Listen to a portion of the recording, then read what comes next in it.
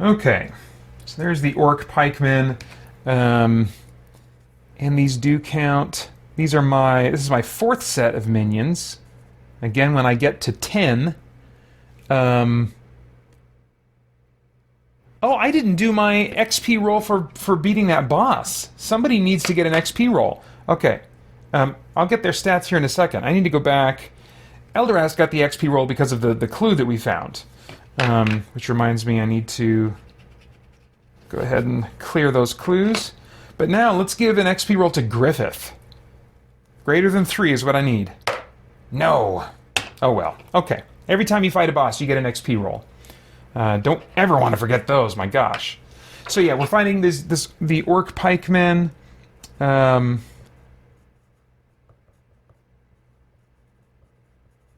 level is highest character level +2. So that means they're level 6. The number of them is D6 +2. So only 3. I am totally fine with that. And let's see what they got going on. In corridors, which is where we are, although the party can attack only the first 2, which is that's one of the rules. We've been in a lot of rooms, so I don't think this has been relevant up to this point. But when you're in corridors, only your front row party members can attack, both in the case of you and the bad guys. Only their front row can attack, and only the front rows of each group can be attacked. Anyway, in corridors, although the party can attack only the first 2, all the pikemen will attack. That sucks. They hate elves. Hatred in this game is an indicator. It'll sometimes determine who attacks who, or sometimes other modifiers and things like that. I do not have any elves in my party, so that's not really relevant. Morale is +1 or -1 after one or more of them has been defeated by a spell. Interesting. Elves attack them at +1. No elves. But if I can take out at least one with a spell, that would be to my advantage. Reactions. On a 1 to 3, I can bribe them, giving them 20 gold pieces each. Not going to do that. On a 4 to 6, we fight. Yeah, and then they have one treasure roll when I defeat them. So, okay. There are 3 of them. Let me put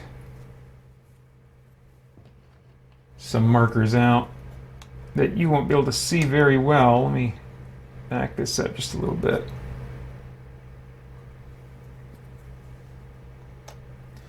Okay. So, yeah, I'm not going to check their reactions. I am going to attack, attack, attack.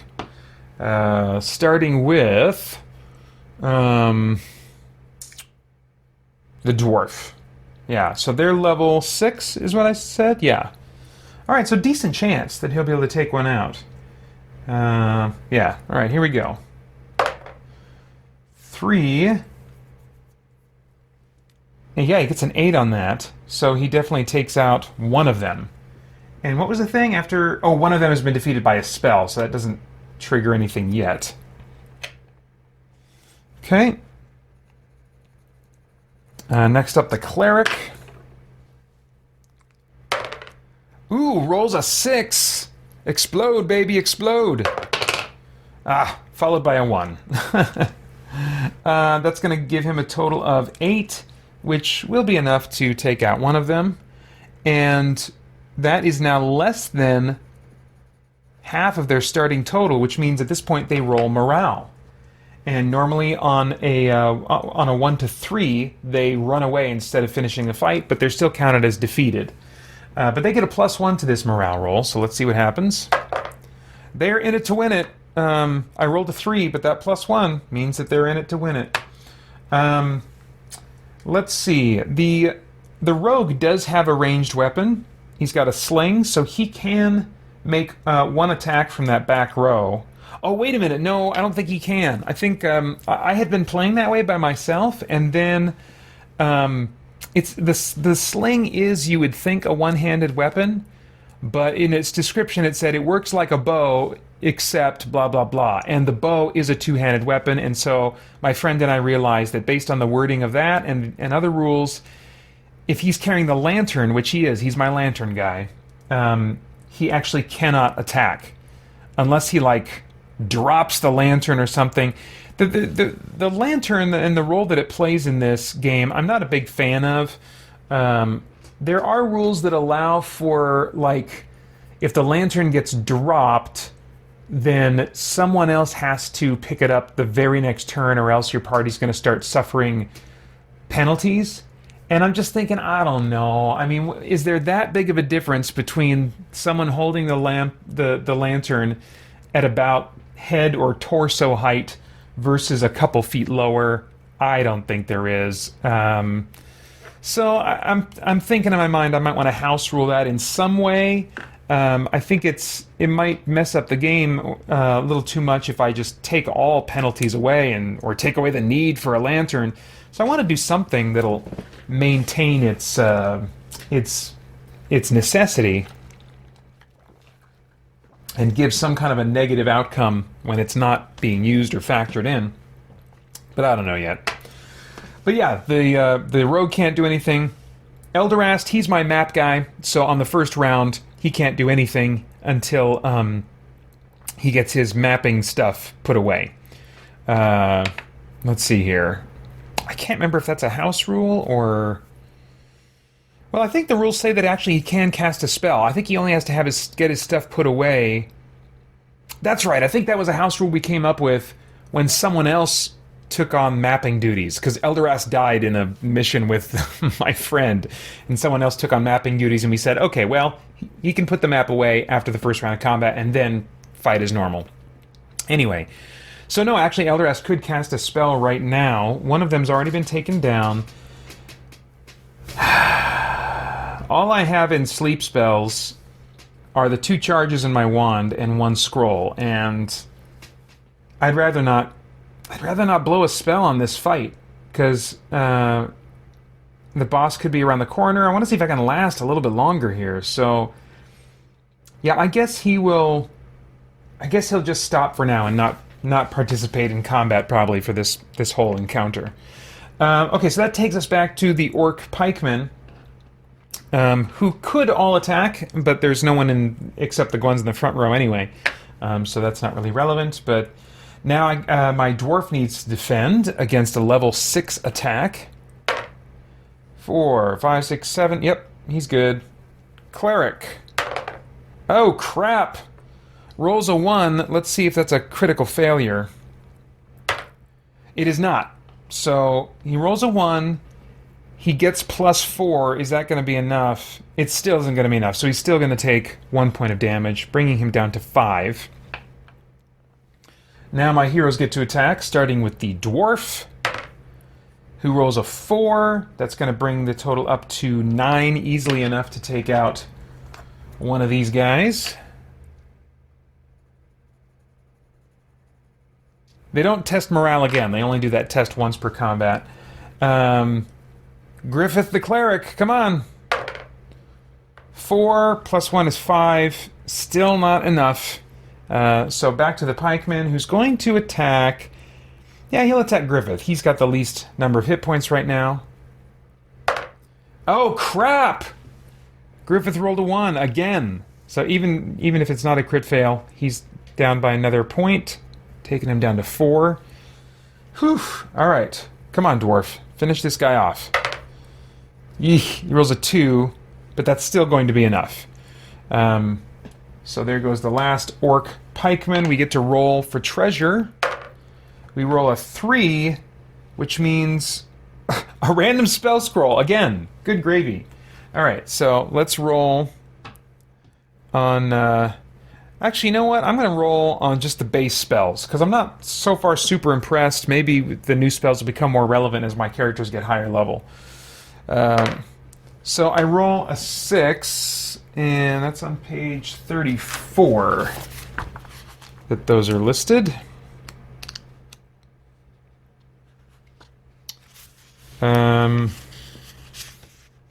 a minute, what? No. Spells are on page 49.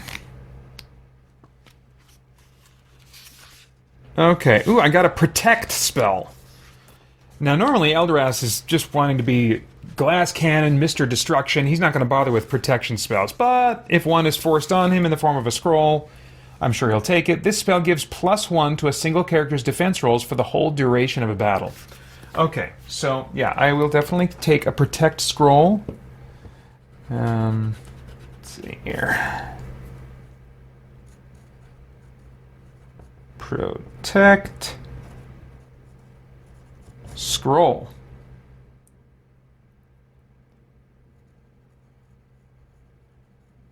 And he's got 1. All right, good. Yeah, I'll take it. So that's enough of that minion. And let's make a note of that encounter here. The Orc Pikemen. And now, yeah, we're going to just continue on along the left wall. We'll see what is in... We'll see what the next space is first. 34. Okay, let's see.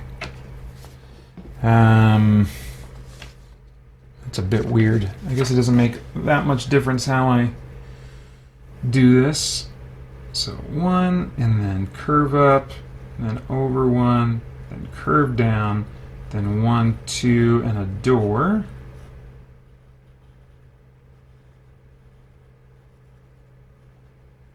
Alright, so that's our space. It's a room, which I always appreciate. Let's see what's in it. 8. Okay, so D6 on the minions table.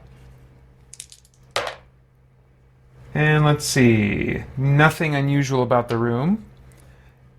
In minions, we rolled a 4. So we'll be facing 1, 2, 3, 4 goblins, which I'm not sure if we fought. I think I had them on display when I was setting up the game, but I don't know that we've fought them before. So we're back in a room.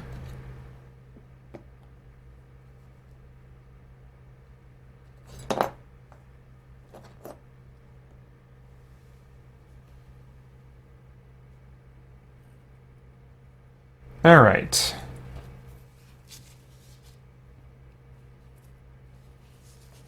Oops, gotta free up my paper there. Okay. So, this is the 5th group of minions. We are halfway to an XP roll from minion encounters. And these are just normal goblins. They are level 6. Again, definitely doable compared to some alternatives. And there are D6 plus 3, so there are 6 of them. Okay. Well, we're in a room, so we can divvy these up pretty evenly. I'll give the extra 2 to my guys in front, but both the Rogue and Elderast are going to have to deal with at least 1. And what do we got going on here? We do get 1 treasure roll when we're done with these guys. That's nice. Goblins have a 1 in 6 chance of gaining surprise. Oh crap, so I gotta check that before we get going here. If they act before the party, roll on their reactions table to determine their action. So even though they get surprise, they still aren't necessarily going to attack right away. Reactions. On a D6, 1, they'll flee if they're outnumbered, which they are not.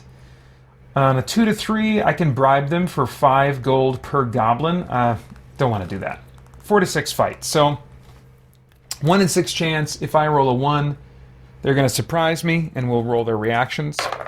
I did not roll a 1. Oh, let's see if they're twisted in any way. They are not. Okay, so just standard goblins. And yeah, so we're just going to attack because I don't want to wait for them. So let's get this show on the road, starting with the dwarf. 5, 6, 7. Yep, he takes out 1, so that's nice. Let's see here. The cleric. Come on now. Come on. I know you're mostly a man of peace, but it's time. 4 + 1. Not going to be enough. Dang it. And the rogue is going to use his dagger to slash at one of these guys. That's not going to do it. Eldoras, do we want to use a spell? I don't know. I feel like... I don't know. I guess I could use Fireball. I've got one that's memorized. And I've got 2 charges of a Fireball Staff. I'm torn. Let's see. All my guys are pretty good on health right now. Let's see what one round of defending against them feels like. So, I guess Eldorast will put down his mapping stuff now so he can at least have his staff ready to go. Maybe he can do some damage with that on the next turn. Okay, so now the enemy's attack, starting with 1 attack only on... Or do I want to have 2 on the dwarf? Because I can, at this point, decide where I want that 1 attack to go. Yeah, I will have it go on the dwarf. Okay, so he blocked the first attack and did not block the second attack. So he takes 1 point of damage. Down to 6 now. Cleric defends. Rolls a 1. I think that's the 3rd 1 that the cleric has rolled in defense, isn't it? Good gravy. Yeah, so it doesn't even matter if I check for crit fail. He's going to take 1 point of damage.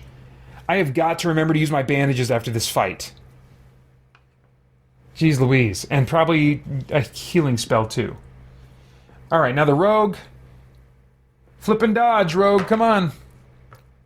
7. Okay, so he's good. And poor Eldorast. Oh my gosh, he rolled a 6. That's the only thing that would possibly save him. 6 itself is not enough, but again, 6s explode. He rolls another 6. I mean, I'm not going to keep that going. He's totally in the clear. Really wish that was an attack roll. Okay, great. So coming back now to the hero's turn. The dwarf. Come on, dwarf. He does get... Oh, I don't think I factored this in last time. He gets +1 when attacking goblins. So it's actually +6 whatever he rolls. Let's see here. Oh my gosh! He rolls a 1. Is it a crit fail? It is not a crit fail. So let's see here. 6 + 1 is 7, and that is enough to still take out one of them. Yeah, I'm much more satisfied with that kind of thing. Instead of just always having those crit fails. Come on, cleric! I know you have it in you. I know you do. 4... 5. Not this time. Okay. Rogue. Are we outnumbering these guys yet? Not quite. So you don't get to add your level yet. Crit fail. And then the wizard, who now can attack. He's put the mapping stuff down for now. It's D6 -1. Let's see. Yeah, no. Nope. Okay. So we got an enemy round of attacking. Each of them just has 1 attack coming at them. Dwarf defends successfully. The cleric defends. The rogue defends. And Eldorast does not. So he's down to 4 health now. Okay. Let's see. Yeah, I think just standard attack still. So come on, dwarf. You got 5. +6 is 11. Still not going to be enough to take out more than 1, but hey, that's still good news. There goes 1. Cleric, come on now. Okay. 5 + 1 is 6. That is finally enough to take out a single goblin. Good work, Griffith. All right, rogue. We are outnumbering them now. Oh, and they passed their point of, in fact, a little while ago, maybe. I need to check morale for them. Nope, they're in it to win it. But now, since they are outnumbered by us, the rogue can add his level to his attack. which I think is clever. You know, like I said, the rules are very simple and streamlined, and so much of the character's stats kind of revolve around what their level is. And I think it's cool. It makes sense, you know, it's kind of simulating that backstabbing kind of deal. When your party outnumbers the monsters, you would be able to maneuver in that situation to kind of get on the backside of a monster while your other party members are attacking him from the front. So thematically, you know, I like a lot of times games, the more thematic they become, the more clunky and complicated their rules become. But I really have not found that to be the case. They're able to pack a whole lot of theme in terms of your characters and your skills and interacting with the world into this game with a very simple system. So it's very cool. All right, so stabby, come on. Not much. 2, 3, 4, 5, -1, back down to 4. Not near enough. Okay, and then Elderast, he'll just attack. Crit fail. Back to their turn, but now, even though I have to try and distribute these attacks as evenly as possible, I can choose who's getting attacked. So, of course, it's my guys in front. They're going to take this. So, first, the dwarf defends, and he is successful. The cleric, crit fail, and I think that even if it's not a crit fail, he would still fail the roll. So he's down to 2 now. Man, getting down there. He's definitely going to need to heal himself after this. Dwarf attacking. 6, 7, 8, 9. Okay, still just enough to take out 1, man. And cleric, come on. Nope, not enough. So the last attack I will have against the dwarf. And he fails to defend. So he's down to 5 now. But we ought to be able to finish this off now. Come on. Come on. There we go. Exploding 6. This thing is gone. Very nice. Let's roll for that treasure and then heal up. 4. Oh, that's pretty cool. 2d6 times 5. All right. 5 times 5 is 25. Let me mark that somewhere. I'll give those coins to Griffith. Oh, it's a gem. It's a gem. So I guess plus 20%. It's going to be 2.5 times 2 is going to be 5, so 30 brings it up to 30. All right, so that's a gem. We're 30, which I guess the dwarf already has. We must have gotten that exact result before. That's really weird. Let's see. 60. Okay. Good. Heal. Or let's bandages first. Bandages. Everybody's using bandages. Let's get rid of this guy.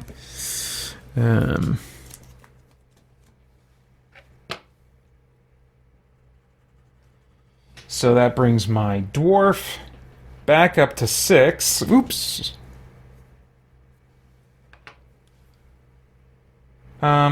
Cleric, he's going to heal himself anyway, so maybe I'll actually hold off on using his bandage and just heal him for now, see what that result is. So, heal is d6 plus his level. Oh my gosh, he'll use his bandage. He only got 2 back from that healing spell. And then he'll use his bandage, so that'll give him 3 back. So that brings him back up to 5, I guess. It's okay, but oof, not what I wanted. Oh, Shaden actually hasn't been touched by anything yet, so he's still at his max health, and I'll have Elderast use his bandage. And that gets him up to 5, just 1 below his max. Oh, but you know what? I forgot to give him an additional health point when he leveled up and got that extra health point, and so actually he would be at 6 now. Very cool. Okay.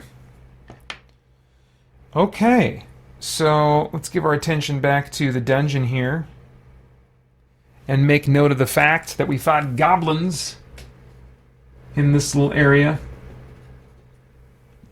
And we'll just keep forging ahead. I think my guys are in fairly decent shape. It'll be a bit of a long trek back, but I feel like we are not yet at the point of no return. So first, we've got 33 as our next room shape.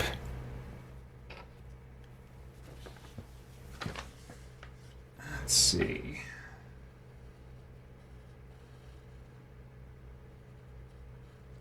Little corridor, and then we'll start heading down, looks like. So let's see what's in this room. 2. Oh, I think that's good. I think when you're rolling low on room results, it's like, yeah, treasure table, baby. Roll d6 on the treasure table.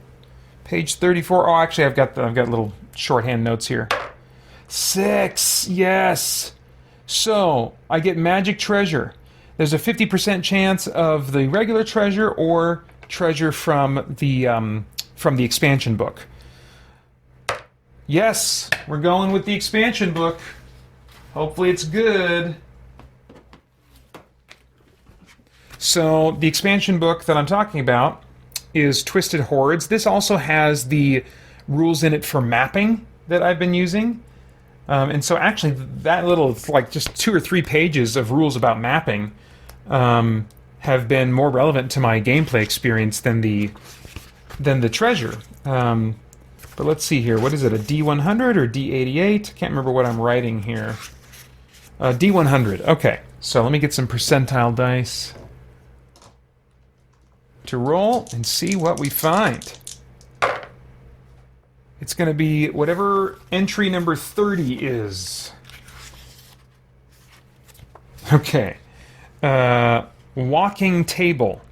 Or walking table. I don't know. Let's read the description. This small side table has a brass plate mounted in the center with 3 words written in chaos language. When the first word is spoken, the table will follow you, walking like an animal. When the second word is spoken, it will lower itself, folding its legs under it. What? When the third word is spoken, the table will stand firm and no one will be able to tell it is anything other than a normal table. What? Table will follow you walking like an animal. The table was created to carry... Oh, interesting. The table was created to carry a wizard's books and paraphernalia, but you can place any desired item on it. Treat it like a pack horse. Oh, I'm liking this. Treat it like a pack horse and use your common sense to determine whether the table can or cannot access some locations. It won't climb up trees or rope ladders, for example. This is a permanent magic item. But they don't say how much it can carry. So let's see, treat it like a pack horse. I don't know of stats anywhere for a pack horse, but I'll figure that out at some later date. Right now, at minimum, I'm going to say that it can carry everything that I want to carry. I mean, I think at minimum, like a horse would be able to carry the same weight of all 4 of my characters can carry combined. I mean, horses are, they're strong. So, wow, walking table, number 30 of TH, Twisted Hoardes. So we'll give that to... Man, I'm going to need like a whole different sheet of paper now or something else to kind of add where I'm adding things. I think I'm going to have it follow Shaden around for now, just because he has the most room on his character sheet. So, let's see here. And then we'll go walking table TH 30. Oh man, I love that. I love being able to increase my carrying capacity in any type of fantasy game, because I want the loot and I want all of it. Okay, very cool. So that was just an awesome find, right? We just searched. Oh, treasure table. So I'll just mark that we found some treasure here. All right, moving south now. 66. Big ol' room. Yeah, let's just do it like the way it defaults to. That'll give us probably some of the kinds of options we might want.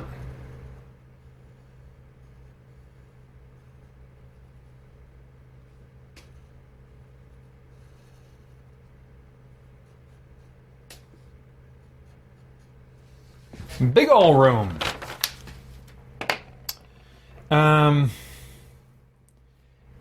Yeah, we gotta roll for contents. So let's see what's in there. 9. In a room, that means it's empty, but I can search, which I'm gonna do. 2. Almost saw a 1 there. Almost saw a 1, which would have been a wandering monster. But no, it's a 2. So that just means it's empty. So we searched. Alas, nothing exciting. Going south now. And 32 is the room shape. Ooh, this is a funky monkey.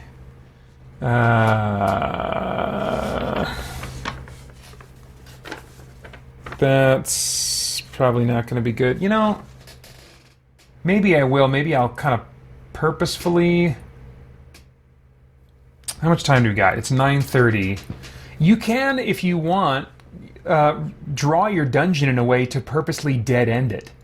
And the reason that you might want to do that is if you don't want the dungeon to go on longer. I mean, they also even recommend house rules like, okay, spend 45 minutes in a dungeon if you want. Just set a real-time limit for yourself. And then encounter the final boss. But I really like big, maze-like labyrinthian dungeons with tons of loot and experiences to be found. But for whatever reason, if you want to shorten your game, you can start orienting your rooms in a way to make things dead-end whenever possible.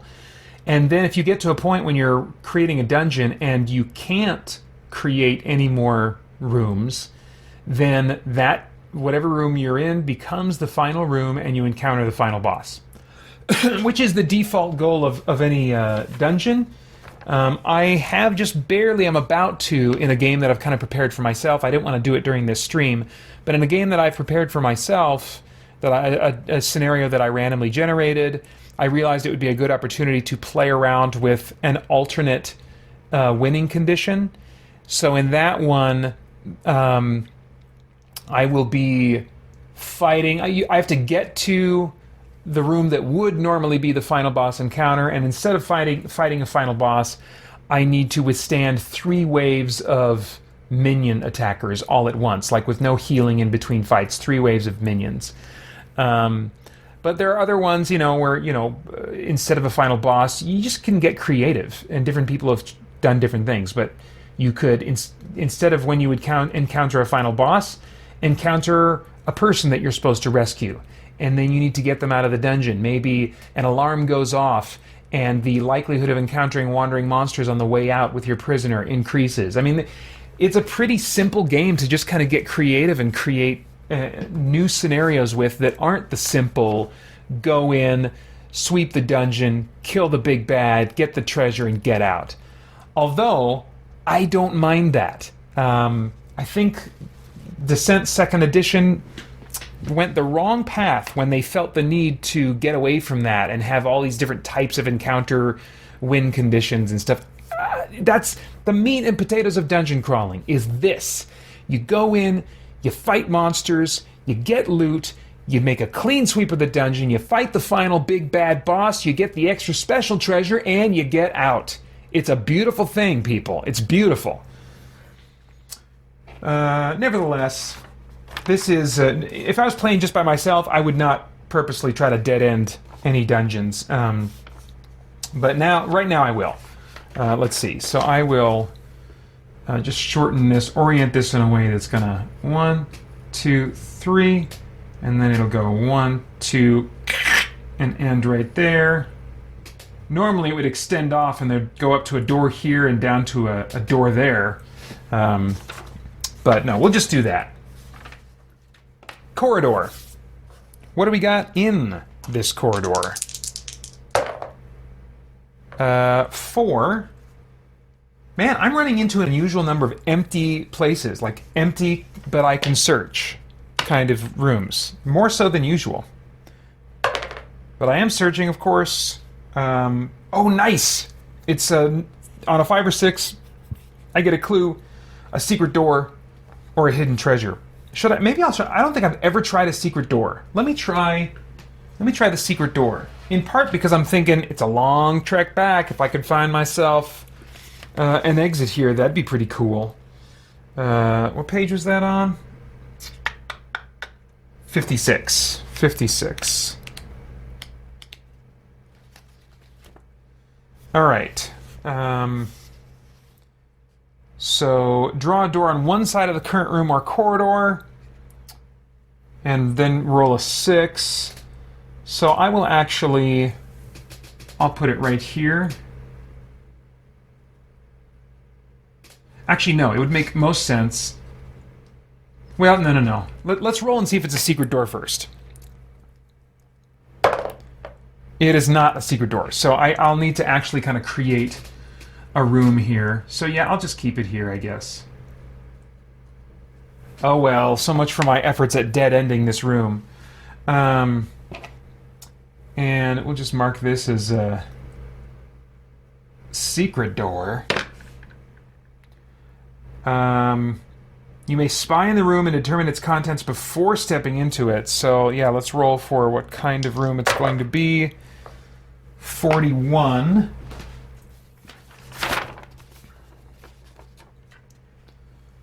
Let's see, can I dead end this one?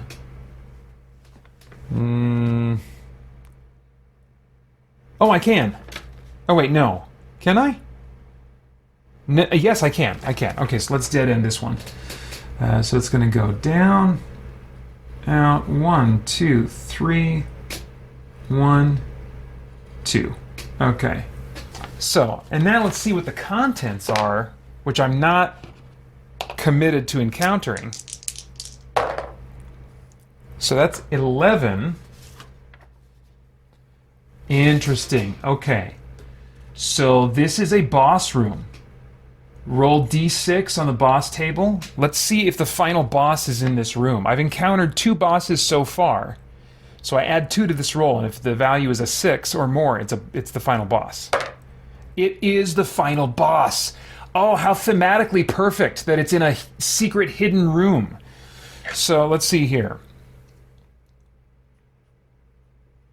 Mad Alchemist.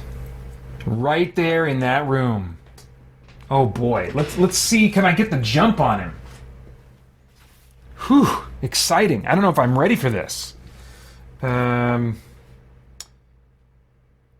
This is nice. If you find any treasure behind a secret door, its gold piece value is doubled. And I don't think that I actually get gold treasure from him, so that's not really going to help. But normally you get kind of extra treasure fighting a boss, and so that would just even boost it even more. Let's see. If you decide to enter the secret room, any monsters in the room will be surprised. Reduce their level by 1 in the first turn of the ensuing combat. Oh boy. I think I gotta do this. I think we're doing this.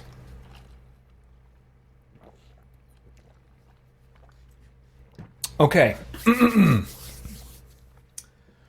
Not that I feel like I'm ready to leave the dungeon, though. I might still want to, depending on how this fight goes, I might stick around and do a little bit more of a clean sweep.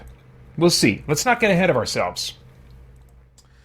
So, let's turn our attention over here to our brave band of heroes as they surprise the Mad Alchemist.